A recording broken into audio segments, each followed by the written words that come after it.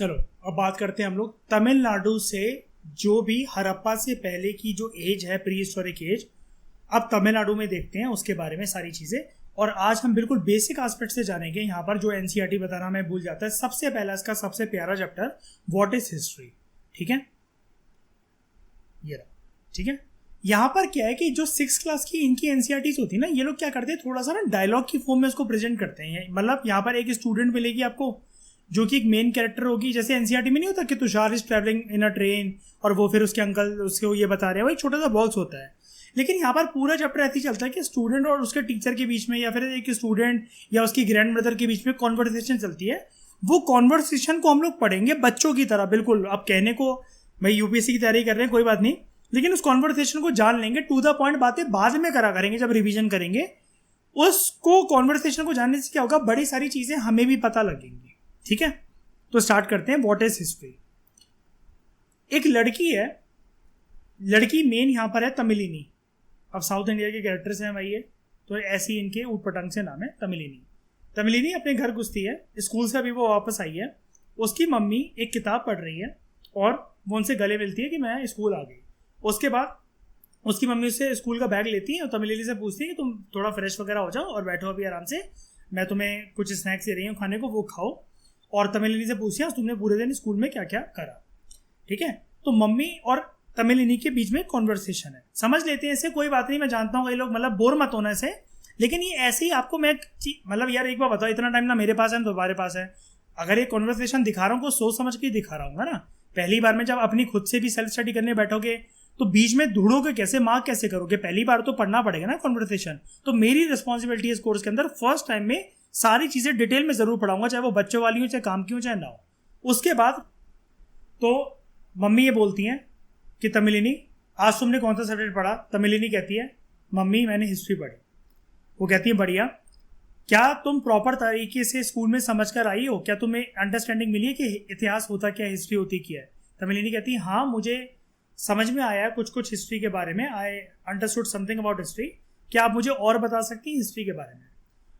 तो हिस्ट्री को जानने के लिए सबसे पहले अनुज अब ध्यान से देखना। ठीक है, आपका डाउट था ना ये पहली क्लास से, एक टाइमलाइन की बात होती है हिस्ट्री में हमेशा। टाइम जो होता है हिस्ट्री के अंदर उसको कैलकुलेट करा जाता है ईयर्स में, या तो बीसीई या सीई, जिसको बोला जाता है बिफोर कॉमन एरा या फिर कॉमन एरा। एक हम लोग लैंडमार्क बीच में अपनी सहूलियत के लिए ईयर रख देते हैं 0। इससे पहले अगर आप जाओगे तो यहां पर यह चीज आपको ऐसे देखने को मिलेगी, माइनस होते हुए और यहां पर प्लस होते हुए। जैसे जब जमाना जहां से भी स्टार्ट हुआ, जैसे कल हम लोग पेलियोलिथिक एज मान लेते हैं, 2 मिलियन ईयर्स एगो पहले लिखा हुआ था आई थिंक वहां पर, है ना, राइट। तो ये चीज बढ़ती चली जाएगी 2 मिलियन से 20,000 20,000 10,000 ऐसे आते आते 2500 बीसी, 2000 बीसी, 1500, 1000, 500, 400, 300, 200, 100, 90, 80, 70, 60, 50, 40, 10, 9, 8, 7, 6, 5, 4, 3, 2, 1, फिर 0। और यहां से फिर ऐसे ही 1 2 3 4 5 6 करते करते आज हम लोगों ने कितनी गिनती कर ली है 0 के बाद से, 2022 एडी में है अभी हम लोग, या फिर हम इसको सीई भी बोल सकते हैं। अनुज जो तुम 80 बोल रहे थे ना आफ्टर थल्ला वलूर, यार वो ये होता है कि कई लोग जैसे अब ये जो एरा होता है बिफोर क्राइस्ट या फिर एनो डोमिनी, ये क्रिश्चियन वर्ल्ड से एसोसिएटेड है। कॉमन एरा कोई भी बोल सकता है, ये सबके लिए है। ठीक है, या फिर बिफोर कॉमन एरा, ये भी सबके लिए है।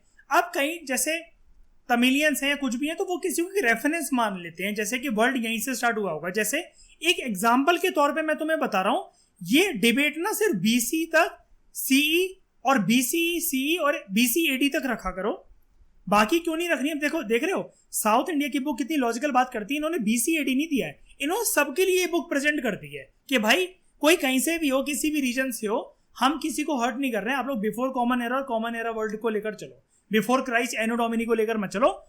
हम नहीं हो, अगर आप क्रिश्चियन और अगर नहीं मानते हो उस एरा को तो मत बिलीव करो। ठीक है, अब देखो बिफोर क्राइस्ट कोई एक टाइमलाइन नहीं है, क्राइस्ट से पहले भी दुनिया थी। ये वही वाली बात हो गई कि कोई टाइमलाइन ये कह रहा है ए एस और बी एस। अब ये ए एस और बी एस क्या है, बिफोर साईं बाबा, आफ्टर साईं बाबा। कि मैं ये मानता हूं कि साईं बाबा जब थे तब उस टाइम पे दुनिया बनी है, तो उनसे जो वक्त पहले था वो बिफोर साईं बाबा वाला वक्त था, साईं बाबा के पैदा होने के बाद का जो वक्त था वो आफ्टर साईं बाबा वाला वक्त। दिल्ली रीजन में वो लोग फॉलो करते हैं उनको। मयूर, आपने शायद से जाना, गुरु जी का नाम सुना होगा आपने, जो गंजे से हैं, है ना, काफी लोग उनको फॉलो करते हैं। अब कहीं अगर उनके परम भक्त है तो वो ये बोल देंगे बीजी और एजी, बिफोर गुरुजी आफ्टर गुरुजी, टाइमलाइन। लेकिन हिस्ट्री इन सब चीजों को नहीं मानता, पता है ना आपको। हिस्ट्री बात यही करता है कॉमन तरीके से, है ना। हमें इंटरव्यू में, हाँ, मैं साउथ का नाम उसका वो क्या है, जिसको वो कहते हैं द्रविड़ा नाडु, है ना। अच्छा, और कशिश ने अभी ना एक फैक्ट भेजा है, मैं सबको ये बता रहा था, सब लोग आ गए हैं। कशिश ने, जो मैंने मयूर से पूछा था, उसने वो फैक्ट मुझे व्हाट्सएप कर दिया है। कह रही है maximum forest cover Madhya Pradesh का है 77,522 स्क्वायर किलोमीटर, और कह रही है कि प्राइवेट आर्मी है रजाकार। हाँ, जो उधर निजाम की आर्मी थी ना, प्राइवेट आर्मी, वो रजाकार नाम था उसका। ठीक है, ये लड़की बड़ी मेहनत करती रहती है यार, तुम सब भी बनो मेहनती ऐसे।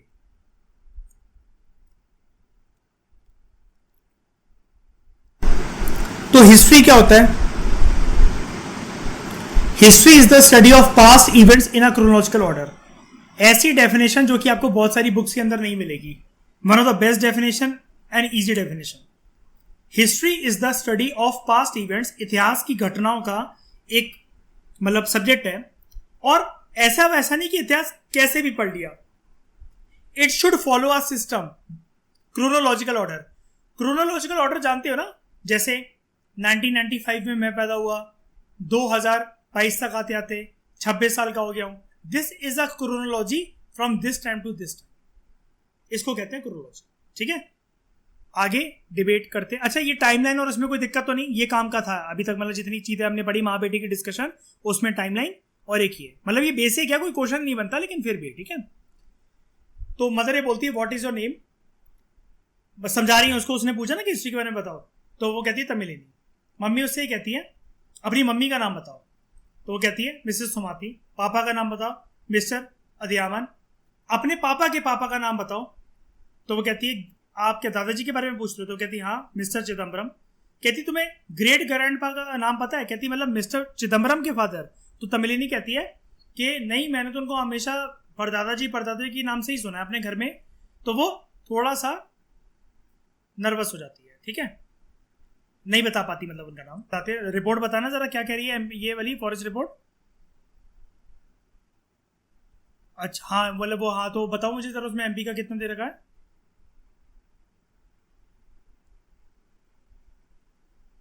77,800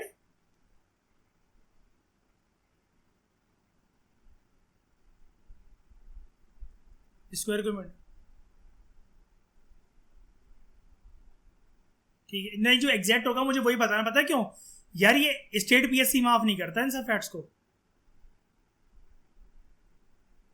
अच्छा 77, रुकना रुकना रुकना, मैं भी तो याद कर लूँ, मुझे खुद नहीं पता क्योंकि 77,493 परसेंटेज में। अच्छा 25.14 पूरे इंडिया का ना, मतलब उसमें। ठीक है ठीक है ठीक है ठीक है, मतलब ये 25.14 मतलब जितना पूरा एमपी का एरिया उसका 25.14% इतना है। ठीक है, फॉरेस्ट है, ठीक है। तो बाकी सब लोग सुन लो, ऊपर वाले जितने फैक्ट्स थे उनको भूल जाओ नंबर के। ये वाला fact state of the forest report 2021 में से है, इसको लिख लेना एमपी के रिगार्डिंग अपना फैक्ट। 77,493 स्क्वायर किलोमीटर और 25.14% है फॉरेस्ट कवर पूरे एमपी के टोटल जोग्राफिकल एरिया का, जो कि हमने अभी 3 लाख समथिंग पढ़ा था। तो the term history has been derived from the Greek word historia, जिसका मतलब होता है लर्निंग बाय इंक्वायरी। हम लोग हिस्ट्री में हर चीज की इंक्वायरी करते हैं, कैसे करते हैं, वही एक्सकवेशंस करना, सोर्सेस को आइडेंटिफाई करना, ठीक है, और तब जाकर पुष्टि करते हैं चीजों की कि ये चीज गड़ी हुई मिली है, इसके अवशेष मिले हैं, और क्रॉस कनेक्शन जानते हैं इसके बीच में, और इससे पुराने पास से मिली हुई चीजों के अंदाजा लगाकर आज की लाइफ का पता लगाते हैं। ठीक है, तो मम्मी उसकी डिबेट को उसको कंटिन्यू करते हुए कहती है yes your great grand pass name is, हाँ मिस्टर रामासामी, ओके। तो वो कहती है कि तुम्हें याद है तुम्हारे पापा कभी कभार बहुत प्राउडली तुम्हें एक बहुत पुराना लकड़ी का बना हुआ पेन दिखाते हैं और तुम्हें ये बताते हैं कि उनके दादाजी का पेन है। तो वो कहती है हाँ मम्मी मैंने देखा है पापा कभी कभार मतलब अपने टेबल के ऊपर सजाकर उसे एक लकड़ी के बक्से में ही उसे वो रखते हैं। तो मम्मी कहती है हाँ बिल्कुल सही पहचाना तुमने। हम आज के टाइम में इस तरह के पेन से नहीं लिख सकते, लेकिन फिर भी तुम्हारे पापा ने उसको रख रखा है अपने पास एज अ ट्रेजर। ठीक है, तो अब इस तरह के पेन से क्यों नहीं लिख सकते? क्योंकि ऑब्वियसली बात है, मतलब उस टाइम पे जैसे सुविधा नहीं थी। तो आपने एक Harry Potter type of movies देखी है जिसमें मोर पंख को डुबा डुबा कर, या आपने ऐसा देखा होगा। मैंने भी हैरी पॉटर को मूवी को देखकर बचपन में करने की कोशिश करा था ये वाला काम। एक इंक की बोतल ऐसी और ये मोर पंख को डुबा डुबा के उसके अंदर लिख लिख के देखना। कभी देखा है ऐसा ना? पिक्चरों में तो देखा ही होगा, है ना? तो हमें ये सब चीजें पता लगती हैं जब हम पुरानी चीजों को इस्तेमाल जो उस टाइम के लोग करते थे। क्या कह रहे हो? क्या कह रहे हो? कोई कुछ कह रहा है? तो हमें वो कह रही है कि जो मतलब जो तुम्हारे ग्रैंडपा थे वो इस ओल्ड पेन का इस्तेमाल अपने ज़माने में करते थे।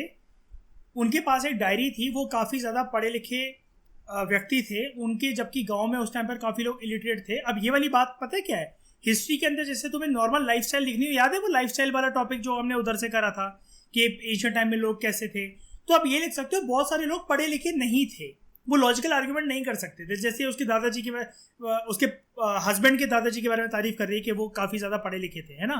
फर्दर हमें ये भी पता लगता है कि उनकी पढ़े लिखे कैसे थे, उनकी जो डायरी राइटिंग्स हैं उससे, कि ऐसी एक डायरी नहीं, उन्होंने ऐसी बतेरी डायरियाँ लिख रखी हैं। तो फिर उसकी मदर उससे कहती है, yes Tamilini, we understand the period and the life styles of people of old stone as.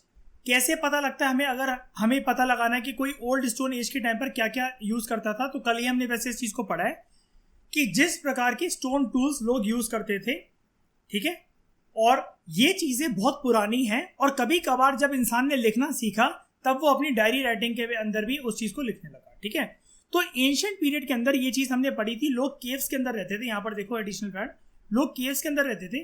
वो एंटरटेनमेंट के लिए इस तरह की केव पे ड्राइंग करते थे, जिसको बोला जाता है रॉक पेंटिंग्स। जिसको क्या बोला जाता है? Rock paintings. रॉक पेंटिंग्स का एक एग्जांपल दो मुझे। रॉक पेंटिंग का एक एग्जांपल दो मुझे। Very good, टिम्बेटका।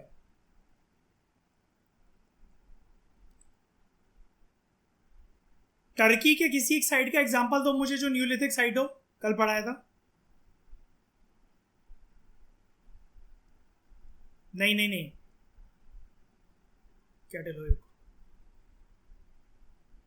अफ्रीका में इजिप्ट के अंदर एक स्टोन पाया जाता है जिसमें 3 फॉर्म ऑफ स्क्रिप्ट लिखी गई थी। क्या नाम था उस स्टोन का?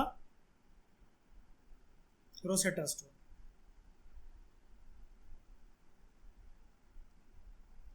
अशोका का एक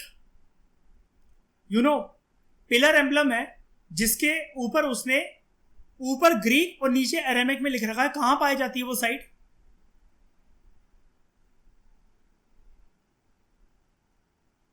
अफगानिस्तान। Very good.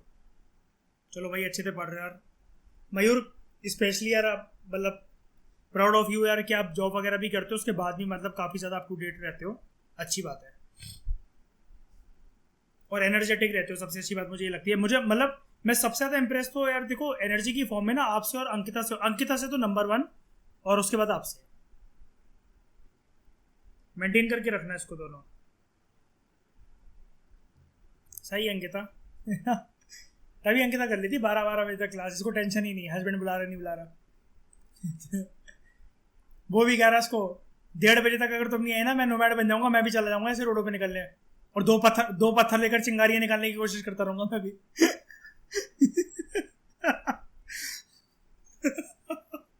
ठीक है। वो तो नहीं, वो भी कह रहा है तुम ये यार 1:30 बज रहा है यार, तुम यार प्री हिस्ट्री पढ़ रही हो यार, मैं भी नोमैडिक लाइफ बिताने जा रहा हूँ।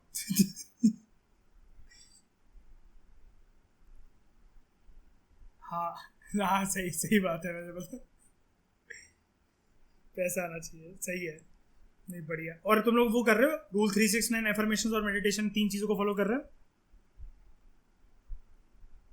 बढ़िया, सब लोग करते रहो। देखो बहुत सारी चीजों में हम लोग दिन भर टाइम वेस्ट कर देते हैं। अब जैसे कशिश से कल रात को मैं पूछ रहा था कि तुम क्या कर रही हो, रिविजन वगैरह ठीक चल रही है? कह रही हाँ वैसे तो ठीक चल रही है, अभी तो मैं गाने सुन रही हूँ। मैं कहा ठीक है, जब सुन लो तब मुझे अच्छे से बता देना रिविजन कैसी चल रही है। तो they might have wish to record their activities through these paintings. तो आपको पेंटिंग्स की अगर रेलेवेंस है ना, एक पॉइंट आपके पास रेडी हो गया, ठीक है। पेंटिंग को हम लोग बहुत डिटेल में आर्ट एंड कल्चर में कवर करेंगे। पेंटिंग क्या डिनोट करता था, क्या रेलेवेंस थी पेंटिंग्स की, स्पेशली रॉक पेंटिंग्स के ऊपर क्वेश्चन है। अच्छा, रॉक पेंटिंग्स के ऊपर क्वेश्चन, और ये जो टॉपिक है ये हम आने वाली क्लासेस के अंदर एमपीपीएससी के अंदर डायरेक्ट टॉपिक करेंगे इसको हम, ठीक है। पूरा एक टॉपिक दे रखा है, एक चैप्टर है पूरा प्रॉपर हमारा। हिस्ट्री के अंदर एक सेक्शन है रॉक पेंटिंग। तो भीमबेटका की जब वहां पर बात होती है ना, तो उसके अंदर एक पॉइंट लिखा जाता है कि रेलेवेंस क्या रॉक पेंटिंग्स की, और स्टेट पीएससी इस तरीके के क्वेश्चन पूछते हैं कि rock paintings like Bhimbetka what relevance do they hold, ठीक है। तो नंबर 1 पॉइंट आप लिख सकते हो कि लोग अपनी एक्टिविटीज को रजिस्टर्ड करते थे, डिनोट करते थे बना बनाकर रॉक्स पर इन पेंटिंग्स के थ्रू। अब कुछ मेजर जो एक्सकवेशन साइट्स मिली हैं यहां पर देख लो उनको। पेलियोलिथिक साइट्स की सबसे पहले बात करते हैं। पेलियोलिथिक साइट्स मिली हैं जैसे भीमबेटका, हुनासागी वैली, अथीरम पक्कम। नियोलिथिक साइट्स जो मिली हैं हमें, ये जो ग्रीन कलर का जिसकी बाउंड्री है, बुर्जाहोम, मेहरगढ़, कोलदीवा, महागारा, चिरान, दाऊजली हादेंग, ब्रह्मगिरी, पयमपल्ली, सेम वही एनसीईआरटी वाला। आयरन एज हल्लूर से मिला है, ठीक है। ब्रॉन्ज एज आदि चनलूर और लोथल, ठीक है। एक चीज याद रखना, हड़प्पा की साइट्स के ट्रेसेस, वैसे तो हड़प्पन सिविलाइजेशन जनरली लोग यही कहते हैं कि नॉर्थ वेस्ट तक वो एसोसिएटेड थी, लेकिन उनके लिंक्स यहां तक भी जाते थे। ब्रॉन्ज एज समझ रहे हो ना, हड़प्पा से काफी ज्यादा रिलेटेड, लोथल, और ये सारी चीजें, सारी साइट्स ऑब्वियसली बातें यहां पर नहीं दे सकता क्योंकि कुछ तो उसको हड़प्पा के चैप्टर के लिए भी छोड़नी पड़ेगी। साउथ इंडिया में वो कौन सी साइट्स है जो कि हड़प्पा से डायरेक्टली लिंक है, ये कई लोग नहीं जानते क्योंकि दे ही नहीं रखा होता ना कहीं। ये है दोस्तों वो वाली साइड, आदि चन्नलूर। तो मुझे बताना है ये कहां पर है। और मुझे अभी तक यार वो वाला नहीं, कल शायद से बिस्मे ने तो भेज दिया मुझे वो कौन सी साइट्स है, सबने नहीं भेजा लेकिन मुझे, हाँ तमिलनाडु में, हाँ। लेकिन वो जो जितनी साइट्स थी वो सबने क्यों नहीं भेजा मुझे होमवर्क? अमित आपका एक भी आंसर नहीं आया मेरे पास, ऐसा क्यों?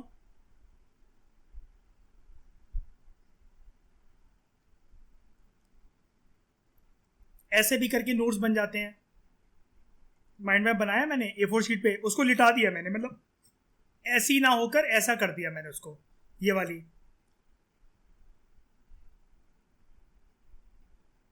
हाँ वही तो बात है।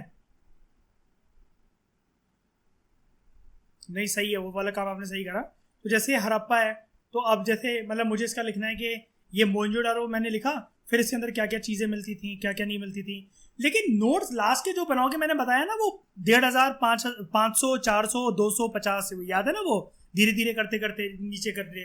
तो उसमें यही वाला काम करना कि नोट्स में फिर वो वाली चीज़ें डालना जो तुम्हें याद ना हो रही हो। नोट्स में फिर जबरदस्ती ने हड़प्पा का नाम सुना है फिर भी डाल रहे हो जबरदस्ती। नोट्स में सिर्फ वही शब्द आने चाहिए जो कि याद नहीं हो रहे, जबान के ऊपर टिक नहीं पा रहे। अब जैसे मैं हूं ना, तो मैं पता है क्या डालूंगा इस नोट्स के अंदर, जैसे अगर मैं सच बताऊं, मैं डालूंगा अथीरा पक्कम का नाम और आदि चन्नलूर का नाम, और थोड़ा बहुत हल्लूर, मतलब ये रीजन बस मैं मार्क कर लूंगा। बस इन साइट्स का नाम आज के टाइम में क्या है, बस ये मार्क कर लूंगा। इनकी मतलब मुझे लगता है कि एग्जाम से पहले एक बारी मतलब उनको मेरे को देखना चाहिए कि इन साइड में ये आज कौन सी स्टेट में लोकेटेड है, और मैं ऑफनली मैं इनके नाम सुनता नहीं हूँ तो मेरी मेमोरी से फेड हो जाएंगी। इनकी मुझे रिवीजन की बार बार जरूरत है। तो अगर मैं साइट्स के नोट्स बना रहा हूँ तो मैं ये वाली चीजें पढ़ूंगा, इसलिए नोट्स बहुत पर्सनल नेचर के होते हैं, ठीक है। और जल्दी जल्दी सब कुछ याद भी करते जाना अंकिता, ये भी नहीं कि मतलब सजने में लग जाओ और या फिर वो करने में। Please do not impress me. अच्छे से नोट्स बनाना वो अच्छी बात है, लेकिन अपना फायदा देखो सब लोग यहाँ पर। तमिलिनी पूछती है what are the other sources जो कि हमें स्टोन एज लोगों की लाइफस्टाइल को बता सकते हैं। तो मम्मी कहती है कि हमें उनके हंटिंग स्टाइल से पता लग सकता है, और हंटिंग स्टाइल हमें पता लग सकता है उनकी पेंटिंग से जो उन्होंने चट्टानों पर, पत्थरों पर जो कर रखी है, specially cave paintings and rock paintings, ठीक है। तमिलिनी कहती है रॉक पेंटिंग्स, वाओ यार ये तो बड़ा सरप्राइजिंग सा टर्म लगता है। तो ये वो पेंटिंग करते ही क्यों थे? पेंटिंग वो इसलिए करते थे ताकि जैसे लेजर टाइम, एक तरीके से फ्री टाइम हो, उसके लिए उसमें मतलब पेंटिंग वो करते थे। तो मम्मी कहती है कि जब वो लोग शिकार पर निकलते थे, उनकी पूरी की पूरी फैमिली, कम्युनिटी, कुछ लोग उनमें से पीछे रुक जाते थे। तो अपने बेनिफिट के लिए, या अपने बेनिफिट क्या मतलब अपने एंटरटेनमेंट के लिए वो पिक्चर वगैरह ड्रॉ कर देते थे ताकि उनका टाइम पास हो जाए। ठीक है, तो तमिलिनी कहती है हाँ बिल्कुल आप सही बोल रहे हो, और बड़ी सारी पेंटिंग्स की वजह से उनकी लाइफस्टाइल भी हमें पता लगती है। तो मम्मी कहती है हाँ बिल्कुल पता लगती है हमें। अब देखना ध्यान से, यहाँ पर हाँ एक डेफिनेशन आ रही है आपको प्री हिस्ट्री की।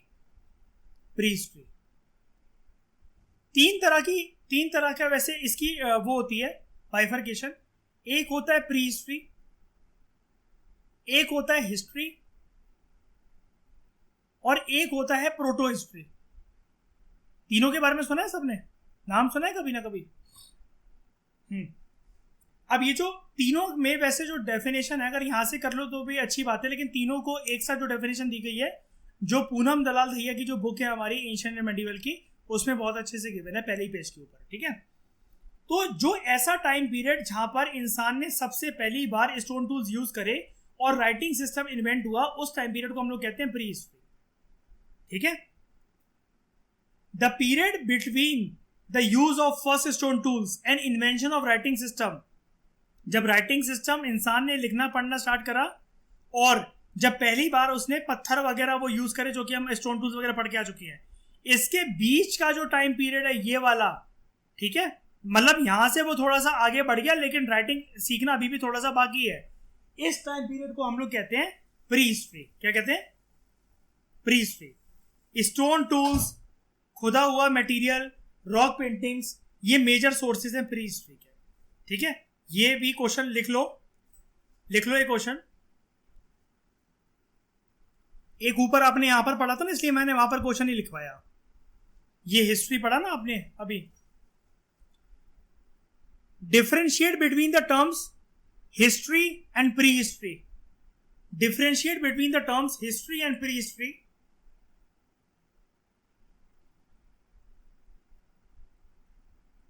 Differentiate between the terms history and prehistory. What are some of the major sources of prehistory? What are some of the major sources of prehistory?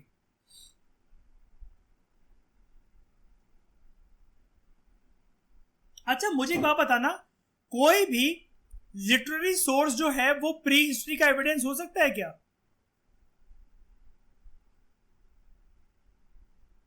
क्यों?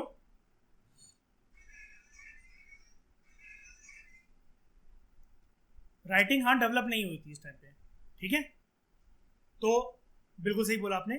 और अगर मैं ये बोलूं, कोई भी स्टोन टूल है शिकार वगैरह करने के लिए जो यूज हो रहा है, उसको अगर मतलब वो मुझे एक्सकेवेटेड करके मिला है मटेरियल की तरह पे, तब मैं उसको बोल सकता हूँ क्या ये प्री हिस्ट्री का पार्ट है? नहीं, उसके बीच का टाइम पीरियड है। अच्छा, इसमें होता क्या था ये मैं बता दूंगा बाद में, एडवांस लेवल का वेट करना। ठीक है, तो सुनो, आज की क्लास को मैं यहीं रोक रहा हूँ, मुझे अदर क्लासेस लेनी है ज़रा। और आज एमबी में भी वैसे हमें थोड़ा सा टाइम लग गया, कल से इतना नहीं लगेगा, इंट्रोडक्शन देना था इसलिए 50 मिनट हमें वहाँ पर लग गए। ठीक है, तो कंफर्टेबल हो ना सब लोग? यार मैं अभी छुट्टी कोई भी इसलिए नहीं ले रहा हूँ, ना करना चाह रहा हूँ वीकेंड वगैरह पे भी, और थोड़ा सा टाइम मैं मतलब कल से ऐसे ही रखूँगा ये वाला, ताकि एमपी का हमारा लॉस ना हो। बस इसी का 22, 23, 25 तारीख तक का वेट कर लो, उसके बाद तो पूरी साल हमें ऐसे ही रहना है, मतलब वो करके। लॉस तो अभी भी कुछ नहीं है, मैं क्लासेस तो मिस कर नहीं रहा, कोई टेंशन वाली बात नहीं, वो मेरी रिस्पॉन्सिबिलिटी है कब क्या। तो thank you very much for discussion.